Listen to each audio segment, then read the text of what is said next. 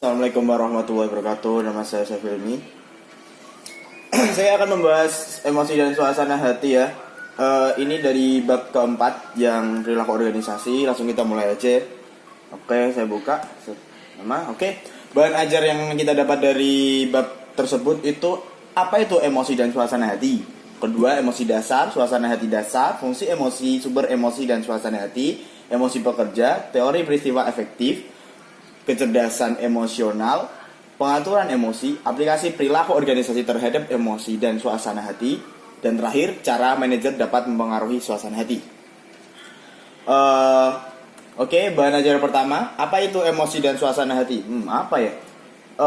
Dijelaskan itu, untuk mengetahui emosi dan suasana hati, kita harus menggunakan 3 istilah. Yang pertama, afeksi, kedua, emosi, yang ketiga, suasana hati. Afeksi itu kisaran luas dari perasaan yang dialami seorang. Jadi ini seperti peristiwa. Dan emosi, perasaan intens yang diarahkan pada seseorang atau sesuatu. Bisa disebut demi wajah. Dan suasana hati itu perasaan yang cenderung kurang intens dibandingkan emosi dan kurang stimulus kontekstual atau perilaku.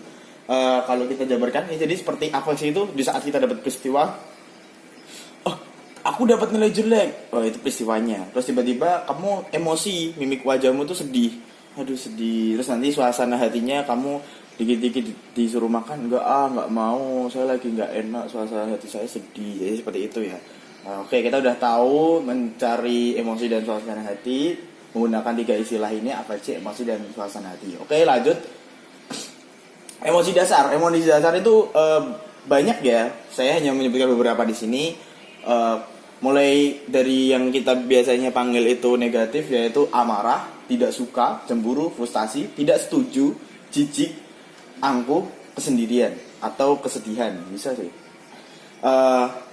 Yang positif, antusias, takut, malu, kebahagiaan, harapan, cinta, kejutan, setuju. Oke, kita lanjut. Suasana hati dasar, suasana hati dasar itu mengklarifikasi menjadi 2. Jadi ada positif dan negatif.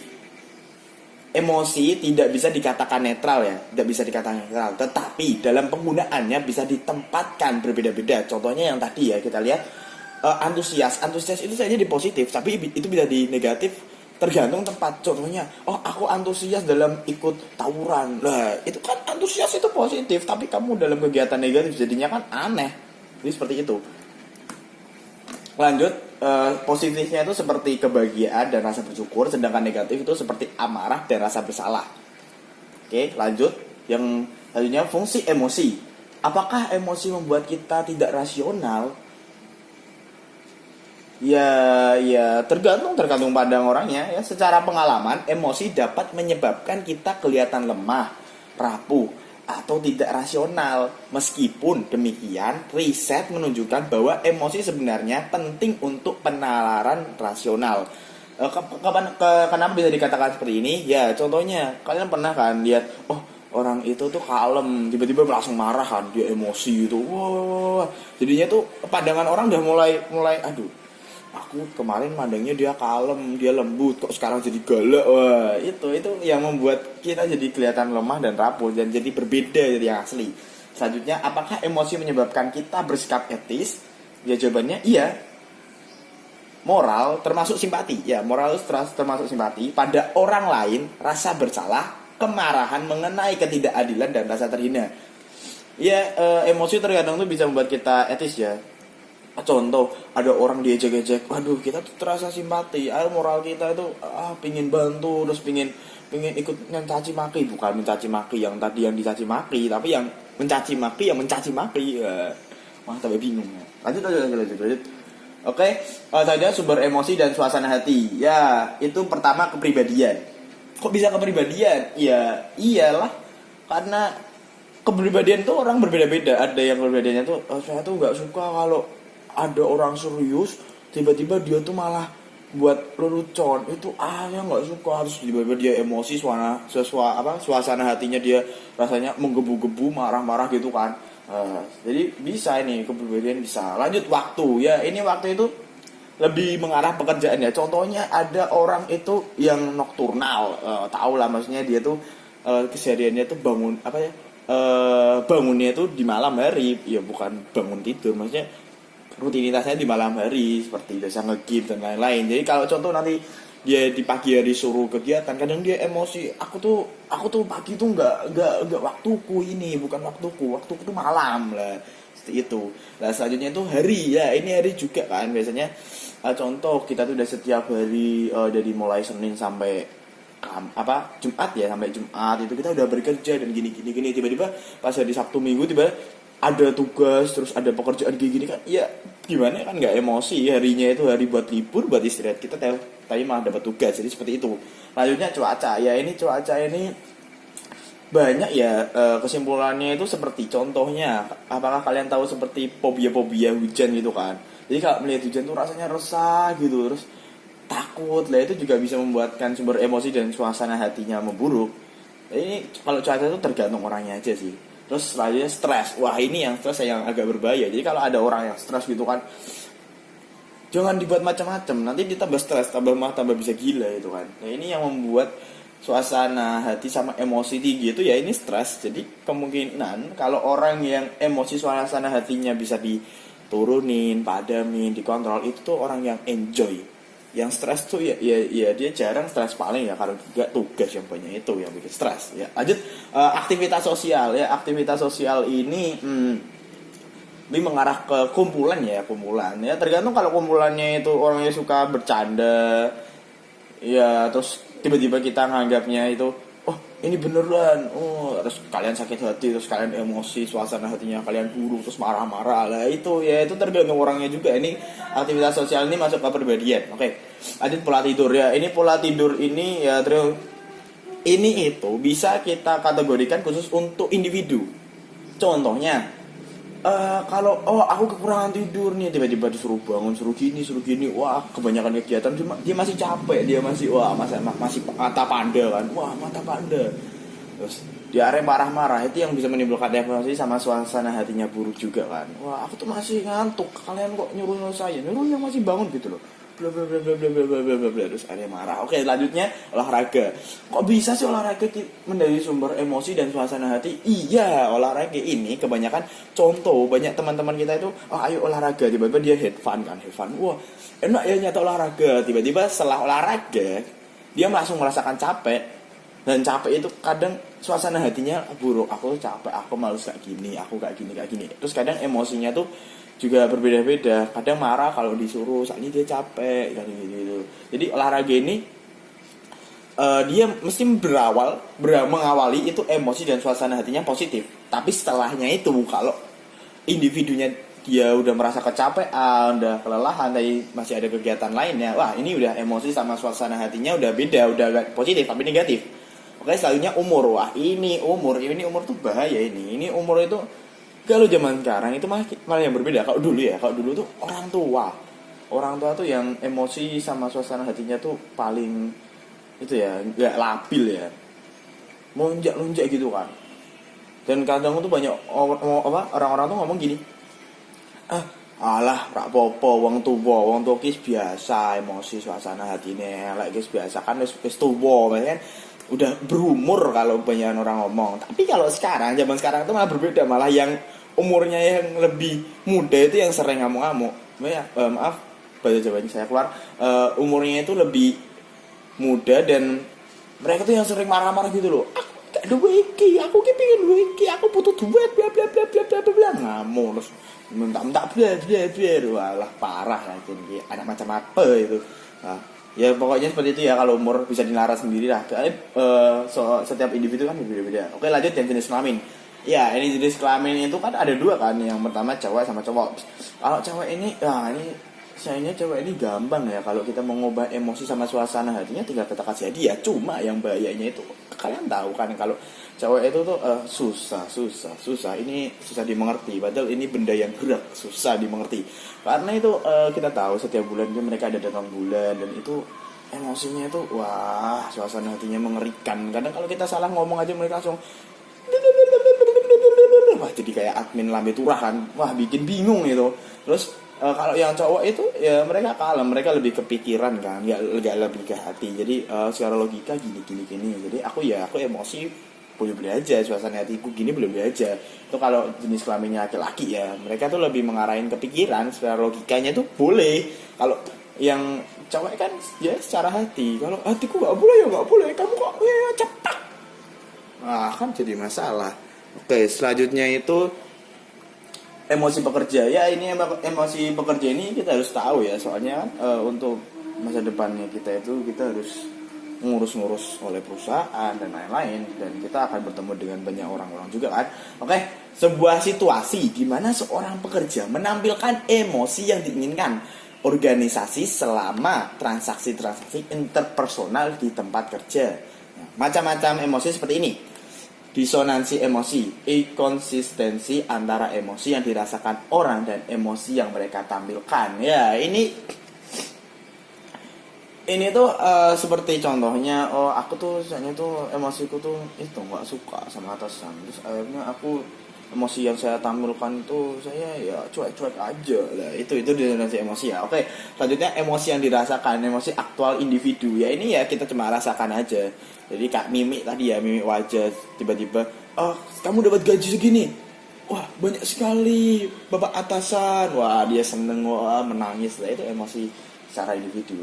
Selanjutnya itu emosinya itu emosi yang ditampilkan ya, ini emosi yang dituntut ya, dituntut oleh organisasi, yang ditentukan oleh dan dianggap pantas untuk pekerjaan itu ya. Ini emosi ini tuh seperti sudah jadi peraturan ya. Jadi contohnya kalau kamu nanti ada orangnya itu datang gitu kan di perusahaanmu, kamu ya harus ngasih sebuah emosinya tuh yang baik gitu loh.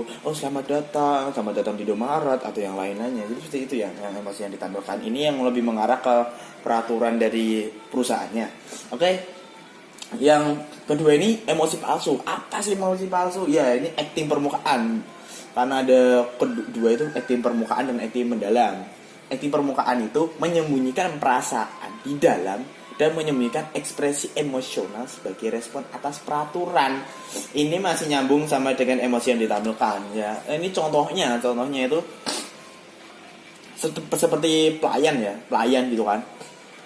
Walaupun dia emosi, walaupun suasana hatinya dia masih kacau ya. Contohnya dia ada tagihan listrik, tagihan rumah, cicilan gini, istri gini, padahal gak punya istri dan lain-lain. Kan itu suasana hatinya kan buruk, tapi sebagai dia pelayan, peraturannya itu dia melayani konsumen, jadi dia harus menggunakan emosi yang positif walaupun di dalamnya suasana hatinya buruk ya. Jadi seperti ini acting permukaan, kan cuma lihat di permukaan. Coba kalau dilihat dalam hati, ternyata dia tuh lagi marah, dia lagi galau, dia lagi kebingungan, tapi dia masih menyembunyikan ekspresinya dia sendiri demi peraturan perusahaannya. Jadi seperti inilah acting permukaan ya, atau dikatakan emosi palsu. Oke, selanjutnya acting mendalam. Apakah acting mendalam ini? Ya kita coba lihat, mencoba untuk memodifikasi perasaan di dalam diri yang sebenarnya berdasarkan aturan. Bisa ditebak seperti apa ini? Nah, contohnya ini seperti suster ya. Kita anggap aja tenaga kerja perawatan ya, seperti itu. Mereka itu udah harus mendalami ya, secara pekerjaan dia harus mendalami, harus melayani pasien-pasiennya dengan baik. Walaupun pasiennya itu marah-marah, dia harus sabar, tenang. Ya itu dia harus mendalami emosinya seperti itu. Dan ini memang peraturannya dari perusahaan. Jadi nggak ada perbedaan sih sama yang ada permukaan, cuma yang permukaan itu mereka emosi diri sendiri dan emosi peraturannya itu berbeda, maksudnya tolak belakang. Tapi mau gimana lagi, dia harus memegang emosi yang khusus peraturan. Sedangkan yang mendalam ini harus menyamakan ya, ini kita harus menyamakan emosi dari dalam sama emosi dari peraturan. Mau tidak mau ya, namanya juga peraturan pekerjaan harus ikut. Oke, lanjut. Teori peristiwa efektif. Apa ini? Ya, sebuah model peristiwa yang akan berlanjut ke emosi dan suasana hati. Pertama itu, emosi sebenarnya merupakan serangkaian pengalaman-pengalaman emosional yang didorong oleh suatu peristiwa tunggal dan mengandung elemen-elemen emosi serta siklus suasana hati. Maksudnya gini, kalian punya pengalaman yang buruk, tiba-tiba nanti terulang lagi di waktu-waktu yang akan datang. Itu akan menimbulkan emosi yang dari pengalaman yang buruk dahulu dan suasana hati yang kacau. Ya, pokoknya yang dahulu-dahulu itu yang pernah menjadi pengalaman gara-gara peristiwa tunggal yang terjadi yang hampir sama dengan pengalaman yang lama. Dan jadinya seperti ini akan menimbulkan emosi yang sama dan suasana hati yang sama. Itu bisa menjadi penyebab. Yang kedua, emosi saat ini mempengaruhi kepuasan kerja pada saat berlangsung bersama dengan riwayat emosi yang mengelilingi peristiwa itu. Ini lebih mengarah ke pekerjaan ya. Contohnya ini kepuasan kerja itu, oh aku puas aku kerja segini, dapat gajinya segini, ini oke, ini sudah spesifik lah, udah bisa dianggap deal, oke, setara. Ya, jadi dia emosinya tuh, wah saya senang mengiringi peristiwa itu, saya senang, saya bakal dapatnya segini, ngepas, jadi nggak ada kekurangan. Ya itu bisa membuat sebuah emosi positif ya dari pekerja karena mereka puas dalam pekerjaannya. Oke, lanjut. Peristiwa selanjutnya itu karena suasana hati dan emosi berfluktuasi sepanjang waktu. Efeknya pada kinerja juga berfluktuasi. Apa sih berfluktuasi ini? Bermacam-macam. Iya, jadi fluktuasi itu kayak bahasa itu kayak labil. Jadi ngacak gitu loh, kita nggak tahu itu artinya gimana kan. Jadi seperti ini. Jadi kalau pas suasana hatinya bagus ya kinerjanya juga bagus, kadang suasana hatinya buruk kinerjanya juga buruk. Jadi seperti itu, mengikuti lah. Oke, misalnya perilaku yang digerakkan emosi umumnya pendek dalam durasi, variabilitas tinggi. Ya ini seperti contohnya emosi itu mungkin tinggi ya, dia tuh walah marahnya lo bikin janjal, tapi itu ini durasinya sebentar ya, nggak bakal lama, paling tuh 1 hari, nggak bakal sampai 1 bulan 1 tahun. Nah itu emosi apa sudah tinggi kan kita nggak tahu. Ya, lanjut. Karena emosi bahkan yang positif cenderung tidak cocok dengan perilaku yang diisyaratkan untuk melakukan sebuah pekerjaan. Mereka biasa memilih pengaruh negatif terhadap kinerja. Ya ini contoh yang tadi seperti saya katakan. Emosi itu tidak bisa dikatakan netral ya, seperti antusias itu kan positif, tapi kita bisa gunakan di tempat negatif dan tempat yang positif. Dan ini itu ya bahkan yang positif cenderung tidak cocok dengan perilaku yang diisyaratkan. Nah ini contohnya seperti manajer ya, manajer itu dia punya emosi itu positif dan negatif, dia harus menggunakannya pada tempat-tempat atau waktu yang tepat ya. Seperti contohnya kita mau rapat, kita harus milih jalan yang benar, kita harus milih peraturan yang struktur atau terorganisasi. Tapi kan para pekerja ini juga bingung, kita mau milih mana, takut yang salah. Jadi ini emosinya yang manajer harusnya dia tegas ya, emosinya tuh benar-benar seperti mendominasi pemilihan. Ya mau nggak mau, ya nama juga manajer kan dia harus memilih peraturannya sendiri. Dia juga manajemen orang lain juga kan, jadi ya ikut aja ya. Emosinya seperti ini, walaupun positif itu cenderung tidak cocok dengan perilaku yang disyaratkan, kita harus menggunakan yang negatif juga seperti itu. Oke, lanjut. Kecerdasan emosional, ini kemampuan untuk mendeteksi dan mengelola petunjuk dan informasi emosional, seperti kehati-hatian menilai emosi dalam diri sendiri dan orang lain, kognitif memahami makna emosi, dan stabilitasan emosi dalam mengatur emosi. Ya ini kalau kita bisa tahu mana orangnya emosi, ya kita harus pakai kehati-hatian. Jangan langsung itu orangnya emosi, jangan gitu. Kita harus lihat, kita refleks, seperti itu, pelan-pelan saja. Oke, lanjut. Pengaturan emosi ya. Ini cara mengatur emosi yaitu mencoba untuk menyemangati diri saat Anda merasa jatuh atau untuk menenangkan diri sendiri saat sedang marah. Nah ini ya caranya itu ya gampang sih untuk menyemangati diri. Dan kalau lagi emosi tenang aja, santai, nggak usah marah, santai. Biasanya kan banyak rumor itu, nek kowe ngamuk ki, nek kamu marah itu nambah kamu tua lah. Itu rumornya itu untuk menenangkan diri. Makanya banyak orang kan ngambil itu santai, jangan marah, nanti aku tambah tua, aku masih umur muda ini, takut nanti kalau penuaan dini kan bahaya lah, seperti itu. Oke, lanjut. Aplikasi perilaku organisasi terhadap emosi dan suasana hati ya. Pertama itu seleksi. Kok bisa seleksi sih? Iya, seleksi ini kadang tuh kita butuh emosi yang positif juga, negatif juga. Karena yang pertama itu, oh kita harus seleksi pekerja ini, bagaimana ini? Oh, kita harus pakai emosi negatif. Kita juga setuju, harusnya segini, kamu harus bisa segini. Lah itu, wah ini lebih mengarah ke itu ya, eh, suka-suka manajer aja. Lanjut, seperti pengambilan keputusan, ya, seperti tadi yang aku katakan yang manajer itu, oke. Terus kreativitas, motivasi, kepemimpinan, negosiasi. Ya negosiasi ini yang wah ini yang sering yang terjadi di perusahaan dan perusahaan lain itu negosiasi. Ya ini harus diaplikasikan.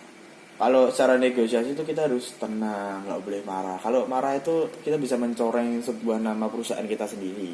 Dan suasana hatinya itu nggak boleh gusak-gusuk lah. Santai aja, santai, tenang. Kita keluarin apa yang bisa kita katakan. Kalau kita nggak bisa, ya jangan itu besar-besarin yang apa nggak ada di perusahaannya kita. Takutnya nanti kalau ada masalah kan jadi baik juga kan. Seperti itu. Lanjut, layanan pelanggan seperti tadi, layanan pelanggan yang peraturan tadi. Sikap kerja itu juga sama yang seperti acting permukaan dan acting dalam itu.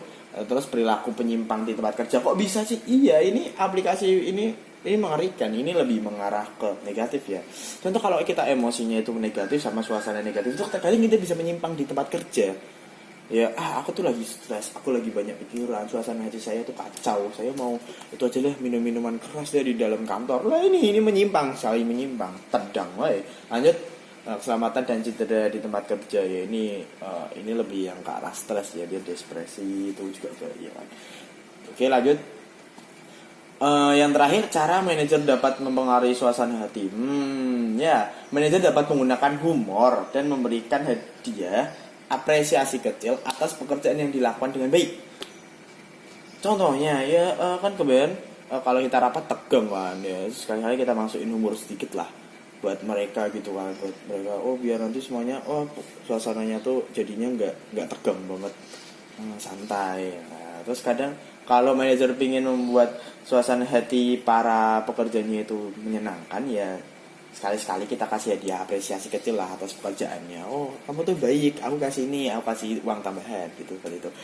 Ya, bahwa pemimpin dapat dinilai secara efektif saat mereka berbagi emosi positif dan lebih kreatif dalam lingkungan positif. Apa maksudnya ini? Ya ini jadi tuh pemimpin tuh kalau mereka punya emosi jangan dipendam sendiri. Kita bagi-bagi ke karyawannya, ke bawahannya itu. Aku tuh soalnya gini. Terus kita masukin aja sisi emosi positif. Jadi nanti tuh kalau dipendam sendiri kan, kalau dibawa sendiri dalam hati kan rasanya stres kan. Aku tuh banyak beban gini, tapi kalau dikasih ke bawahannya, bawahannya juga tahu. Manajer saya itu seperti ini. Ya udah, saya lingkungan positif sendiri dan itu sangat membantu dalam manajemen dan terorganisasi kinerjanya perusahaannya tadi. Oke, sekian ini dari saya. Wassalamualaikum warahmatullahi wabarakatuh.